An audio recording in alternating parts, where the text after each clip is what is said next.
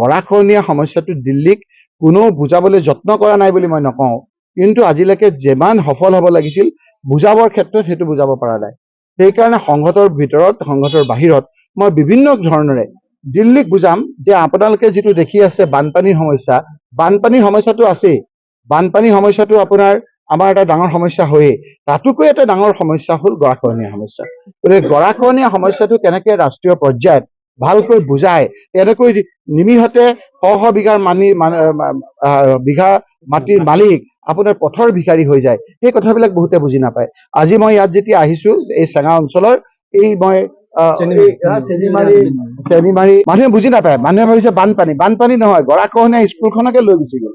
আৰু যেতিয়া এই মানুহখিনিয়ে যেতিয়া আপোনাৰ নিজৰ ঘৰ বাৰী হেৰুৱাই ক'ৰবাত আশ্ৰয় লয়, তেতিয়া বিভিন্নজনে সেই মানুহখিনিক ইয়াৰ মানুহ নহয় বুলি।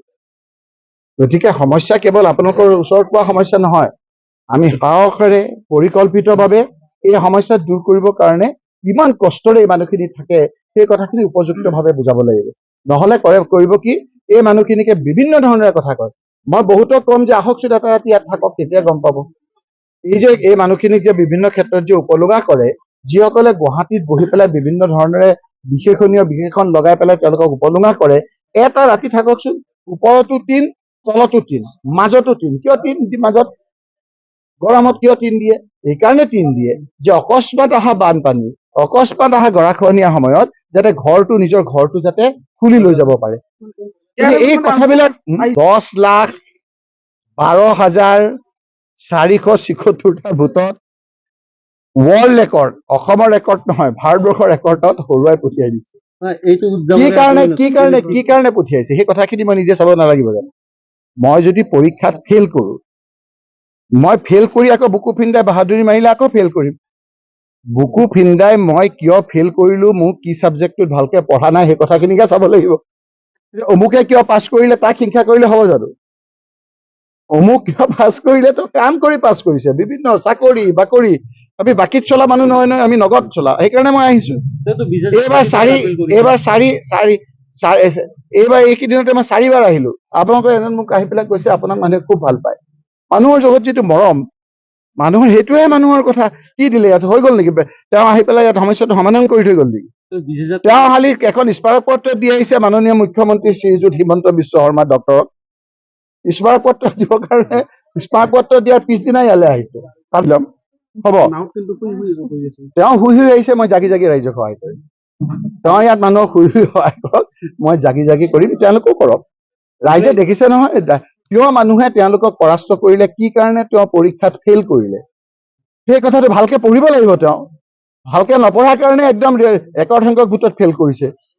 পঢ়িব না সমস্যাখিনিকে মই আপোনালোকক সোধাৰ আগতে মই কলো যে বহু ক্ষেত্ৰত আমি বানপানীৰ সমস্যাটো বিভিন্ন মঞ্চত দিল্লীত হওক অসমত হওক কৈছো, গৰাখহনীয়া সমস্যাটো আমি বিভিন্ন ক্ষেত্ৰত বুজাব পৰা নাই। এইকাৰণে বুজাব পৰা নাই যে ভাৰতবৰ্ষৰ হিন্দুস্তানৰ বহু ঠাইত নদীবিলাকৰ গৰাখহনীয়া নাই, বানপানী আছে। আমাৰ ইয়াৰ ব্ৰহ্মপুত্ৰ আৰু তাৰ উপনদীবিলাকৰ আপোনাৰ গৰাখহনীয়া আছে। সেইকাৰণে দিল্লীৰ চৰকাৰে গৰাখহনীয়া সমস্যাটো যে তলৰ পৰা যে মাটিবিলাক লৈ যায়গৈ, মাটি থকা শ বিঘা মানুহৰ মাটি থকা মানুহ যে নিমিষতে যে পথৰ ভিখাৰী হয়, সেই কথাখিনিকে দিল্লীত আমি উপস্থাপন কৰিব চেষ্টা কৰিছো, যাতে সফল হ'ব পৰা নাই বুলি মই ভাবিছো। এই ক্ষেত্ৰত মই দেখিছে কালি ইণ্ডিয়া টুডেটো আপোনাৰ ভালকে মই কৈছো, ইণ্ডিয়া টুডে চেনেলতো কৈছো যে আপোনালোকে এই কথাখিনি বুজাবলৈ মই আপোনাৰ বিভিন্ন ক্ষেত্ৰত কৈছো। আৰু অকমান উশাহ ল'ব নালাগিব জানো? মোক 10টা দিনো হোৱা নাই, আজি কেইদিন হৈছে মোৰ আপোনাৰ শপত গ্ৰহণ কৰা। এতিয়া মই ভাবিছে যে বহুতে ভাবে যে সংসদত গৈ দৌৰি কথাটো কৈ দিব পাৰি, তেনেকে নোৱাৰি নহয়। বিভিন্ন ডিভাইচ আহিব, বাজেট আহিব, বাজেটত আমাৰ চৰকাৰে বাজেট প্লেচ কৰিব, বাজেটত যিবিলাক প্ৰস্তাৱ দিব তাৰ সুৰুঙাত আমি 5 মিনিটমান সময় পাম। সেই কথাখিনি লোকসভাৰ ভিতৰত কোৱাবলৈ যত্ন কৰিম, বাহিৰত ক'বলৈ যত্ন কৰিম। অকমান সময় দিয়কচোন, ইমান কিয় ভয় খাইছে? গতিকে ফেইল আৰু পাছৰ মাজত আপোনাৰ ব্যৱধান নাই জানো? ৰাইজে মোক পাছ কৰাইছে। গতিকে ৰাইজৰ সেই কথাবিলাক চাবৰ কাৰণে, সুধিবৰ কাৰণে এইকেইটা দিনৰ ভিতৰত মই 4বাৰ আহিলো। 4বাৰ অহা নাই জানো? মই কৈ দিম নেকি কোন তাৰিখে আহিছো? বহুতে মোক এতিয়া দেখি আমনি পাই যাব। কথাটো বুজিছে? গতিকে কাম কোনোবাই কৰিছে কৰক, ৰাইজে আকৌ তেওঁলোকক চাব। যদি নকৰে তেওঁলোকে আকৌ ফেইল কৰিব। গতিকে মই আহিছো, এতিয়া মই ৰাইজৰ ওচৰলৈ আহিছো। আজি 4 দিনৰ আগত ইয়াতে আহিছো লাষ্টত মই ইয়াত ৰাতি 10টা বজাত আহিব খুজিছিলো ক'লে যে ইয়াত আহিব নালাগে এতিয়া হয় নহয় আকৌ এতিয়া আহিছো গতিকে ৰাতি দিন একাকাৰ কৰি আমি কাম কৰিছো এইবিলাক চেলেঞ্জ হিচাপে আমি লৈছো বিভিন্ন ধৰণৰ লগত যুঁজিবলগীয়া হৈছে কিছুমানে কম্প্ৰমাইজ কৰি পেলাই আপোচ হৈ পেলাই তেওঁলোকে কৰে মই আপোচ হৈ নকৰো সেইটোহে মোৰ ব্যৱধান হয় নহয় সেই স্মাৰক পত্ৰখনৰ কাম যদি আহে মই ভাল পাম যিজন চৰ্দাৰক স্মাৰক পত্ৰ দিছে তেওঁতো এই মানুহখিনিক বেয়া চকুৰে চায় হয় নে নহয় গতিকে এটা চেলেঞ্জ লৈ পেলাই কাম কৰিব লাগিব মই চেলেঞ্জটো একচেপ্ট কৰিছো